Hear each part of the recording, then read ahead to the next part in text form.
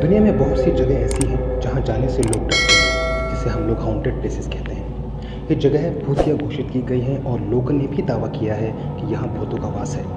भारत में कई ऐसी जगह हॉन्टेड प्लेसेस मानी गई हैं जहाँ रस्मी घटनाएं होने का दावा किया जाता है। आज हम आपको एक ऐसी ही जगह के बारे में बताने जा रहे हैं जिसे भारत की सबसे डरावनी जगह मानी गई है। राजस्थान के अलवर में स्थित भानगढ़ किला भारत के सबसे भूतिया किले के रूप में जाना जाता है।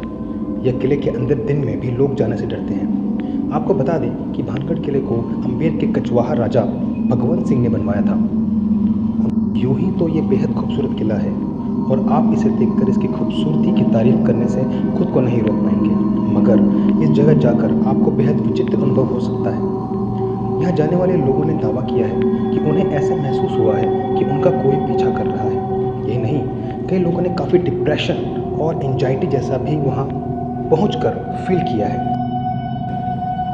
शाम होने के बाद किले में जाना ही मना है। किले के अंदर जहां दिन में भी जाने से लोग डरते हैं, वहीं शाम के वक्त तो पूरी तरह से किले में जाने पर रोक लगा दी गई है। आर्कियोलॉजिस्ट सर्वे ऑफ इंडिया ने कई जगहों पर बोर्ड लगा दिए हैं जहां किले के अंदर शाम के वक्त ना जाने के लिए चेतावनी दी गई है। किले के आसपास रहने वाले गाँव के लोगों का दावा है कि जो कोई भी रात में किले के अंदर जाता है वो लौट कर कभी वापस नहीं आता।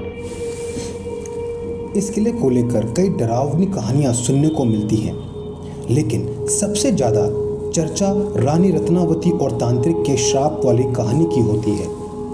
कहा यह जाता है कि यहाँ एक राजकुमारी थी जिनका नाम रत्नावती था। रत्नावती अपनी खूबसूरती की वजह से काफ़ी मशहूर थी। उनकी सुंदरता की बातें दूर दूर तक प्रचलित थी। हर किसी का सपना होता था कि वह रत्नावती से शादी करे, और उनके चाहने वालों में एक तांत्रिक भी था।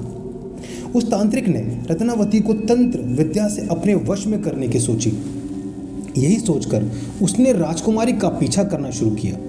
एक दिन उस तांत्रिक को अपना काला जादू दिखाने का मौका मिल गया।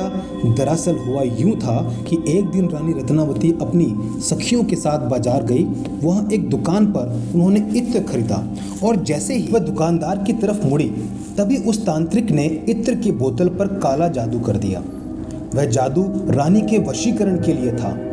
वह ऐसा सम्मोहित करने वाला तंत्र था कि यदि रानी इस इत्र को लगाती तो वह तांत्रिक के प्रेम में सम्मोहित होकर उसकी तरफ खिंची चली आती। लेकिन नियति को कुछ और ही मंजूर था।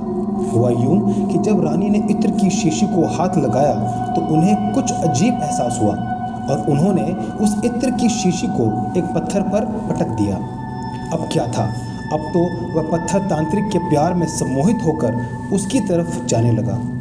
अपनी मौत को सामने देखकर उस तांत्रिक ने मरने से पहले रानी रत्नावती सहित पूरे भानगढ़ किले को श्राप दे दिया। वह सारे लोग मारे जाएंगे जिन्हें दोबारा कभी जन्म नहीं मिलेगा, और उनकी रूहें इस किले में ही रह जाएंगी।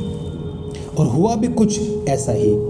इस हादसे के कुछ सालों बाद ही एक युद्ध हुआ जिसमें भानगढ़ तबाह हो गया और यहाँ रहने वाले सभी लोग रानी रत्नावती सहित ही मारे गए।